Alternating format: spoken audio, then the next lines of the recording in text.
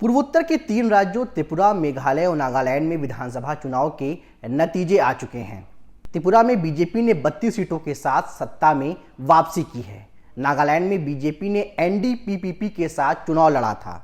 BJP को 12 और NDPP को 25 सीट मिली, यानी यहां भी सरकार। वहीं मेघालय में बीजेपी की पुरानी सहयोगी एनपीपी को 26 सीटों पर जीत मिली है। पिछली बार की तरह बीजेपी को सिर्फ 2 सीट ही मिली हैं, यानी मेघालय में भी बीजेपी एनपीपी और अन्य के साथ सरकार बना सकती है। सत्ता में वापसी होने के बावजूद तीनों राज्यों में बीजेपी का वोट प्रतिशत घटा है। सवाल है क्यों? लोकसभा चुनाव में विपक्षी एकता की बात करने वाली कांग्रेस और टीएमसी मेघालय में एक दूसरे के लिए वोट कटवा क्यों साबित हुई? नतीजों से ऐसे 3 संदेश आगामी चुनावों के लिए मिल रहे हैं। पहला, मेघालय के नतीजों से विपक्षी एकता पर डेंट। लोकसभा चुनाव 2024 में बीजेपी का मुकाबला करने के लिए विपक्षी एकता के फॉर्मूले पर मंथन जारी है।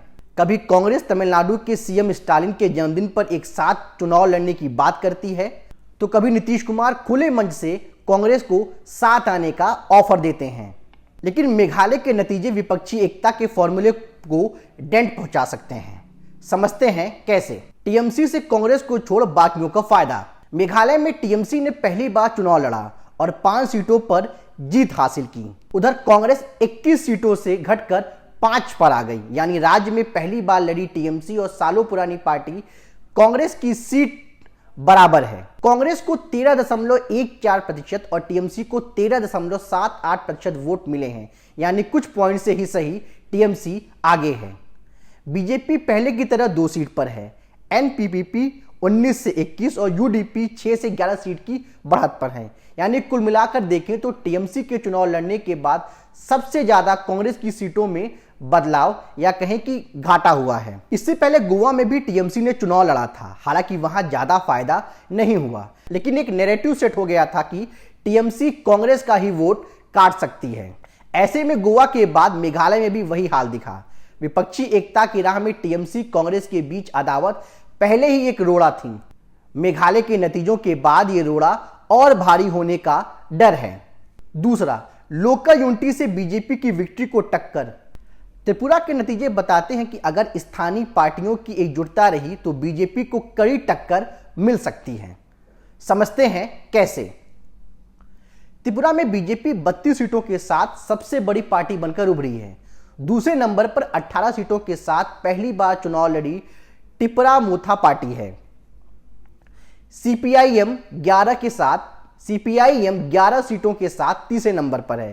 कांग्रेस को 3 सीटें मिली हैं। पुराने कांग्रेसी प्रमोद देव बर्मन की पार्टी टिपरा मोथा ने पूरा चुनावी समीकरण बदलकर रख दिया। पहले समझते हैं कि टिपरा मोथा ने किसे फायदा और किसे नुकसान पहुंचाया। बीजेपी को नुकसान। टिपरा मोथा के चुनाव लड़ने से पहला सीधा नुकसान बीजेपी को होता दिख रहा है। पिछले और इस चुनाव में बीजेपी ने आदिवासी वोटर्स पर पकड़ रखने के वाली पार्टी आईपीएफटी के साथ चुनाव लड़ा था। पिछली बार आईपीएफटी को 8 सीटों पर जीत मिली थी। वजह साफ थी, ट्राइबल वोट टिपरा मोथा पार्टी के पास चला गया, यानी बीजेपी को आईपीएफटी से अलायंस होने का कोई फायदा नहीं हुआ। पिछली बार जो गठबंधन 43 सीटों पर था वह घटकर 33 पर आ गया। बीजेपी का वोट प्रतिशत करीब 43% से घटकर 39 पर आ गया। त्रिपुरा में टिपरा 13 सीटें जीती। इन सभी 13 सीटों में से कांग्रेस किसी पर भी नंबर 2 पर नहीं रही, यानी जहां टिपरा जीती वहां सीधा मुकाबला कांग्रेस से नहीं था। 13 में से 7 सीटों पर बीजेपी दूसरे नंबर पर रही। वहीं सीपीआईएम 4 और आईपीएफटी 2 सीटों पर दूसरे नंबर पर रही। कांग्रेस फायदे में दिखी। टिपरा मोथा पार्टी पहली बार चुनाव लड़ी थी। इसके बाद सीटों में जो बदलाव दिखा उसमें कांग्रेस 0 से 3 सीटों पर पहुंचती दिखी। वोट प्रतिशत में भी 2% से 9% तक का इजाफा हुआ। सीपीआईएम को जरूर घाटा हुआ है। सीटों की संख्या 16 से घटकर 11 पर आ गई है। वोट प्रतिशत 43% से घटकर 25% पर आ गया है। कुल मिलाकर देखें तो त्रिपुरा में खुद बीजेपी और उसके साथी का प्रदर्शन पहले के मुकाबले कमजोर रहा है, यानी राज्य की जनता बदलाव चाहती थी। विपक्ष इसका फायदा नहीं उठा पाया। अगर कांग्रेस, सीपीआईएम और टिपरा-मुथा ने मिलकर चुनाव लड़ा होता तो बीजेपी को कड़ी टक्कर मिल सकती थी, लेकिन आपसी फूट की वजह से ऐसा नहीं हो सका। तीसरा, बीजेपी गैर हिंदुत्व की पिच पर भी खेलने में माहिर। नागालैंड में ज्यादातर आबादी ईसाई धर्म को मानती है, लेकिन यहां पर भी हिंदुत्व की पिच पर खेलने वाली बीजेपी कांग्रेस पर हावी है। साल 2018 में बीजेपी ने 12 सीटों पर और इस बार भी 12 सीटों पर जीत हासिल की। कांग्रेस पिछली बार शून्य पर थी और इस बार भी। बीजेपी के सहयोगी एनडीपीपी पिछली बार 17 सीटों पर थी, इस बार 25 सीटों पर। यह सब कैसे हुआ? यहां दूसरी बार बीजेपी संगठन वापसी कैसे कर रही है? इसे बीजेपी ने 2 फॉर्मूलों से क्रैक किया। पहला, बीजेपी ने स्थानीय मुद्दों पर फोकस किया। बीजेपी शासित कई राज्यों में ईसाई समुदाय की शिकायत है कि उन पर हमले बढ़ रहे हैं।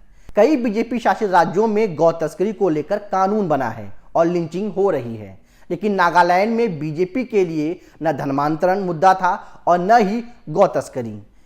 बीजेपी ने तो नागालैंड के बुजुर्गों को जेरूसलम की मुफ्त तीर्थ यात्रा तक कराने का वादा किया है। चर्च के पदाधिकारियों के साथ बैठक करना हो या फिर राज्य के स्थानीय नायकों का सम्मान, बीजेपी ने सब कुछ किया। पीएम मोदी रानी गाइदिन्ल्यू की जयंती कार्यक्रम में शामिल हुए, नतीजा आपके सामने है। लेकिन इसके अलावा बीजेपी ने 20-80 का फॉर्मूला अपनाया। दूसरा, दरअसल नागालैंड में विपक्ष नहीं के बराबर है। पिछले चुनाव में एनडीपीपी और बीजेपी ने साथ मिलकर चुनाव लड़ा था, लेकिन एनपीएफ 27 सीटों के साथ सबसे बड़ी पार्टी बनकर उभरी। एनडीपीपी और बीजेपी ने मिलकर सरकार बना ली। कुछ समय बाद ही एनपीएफ के ज्यादातर विधायक एनडीपीपी के साथ चले गए। कुल मिलाकर 55 से ज्यादा विधायक सत्ता पक्ष के हो गए। अब की बार भी बीजेपी ने इसी फॉर्मूले को अपनाया और सत्ता में वापसी की। तीनों राज्यों के नतीजों में बीजेपी का प्रदर्शन भले ही पहले के तुलना में डाउन हुआ है, लेकिन लोकल पॉलिटिक्स में सफल साबित हुई है। सत्ता में वापसी कर स्थानीय पार्टियों को खुद के साथ मिलाने का एक पॉजिटिव संदेश दिया है। वहीं विपक्षी एकता की बात करने वाले दलों को नए सिरे से सोचने की जरूरत है। आगामी लोकसभा चुनाव में एक साथ आने का फॉर्मूला क्या हो? कभी आम आदमी पार्टी तो कभी टीएमसी।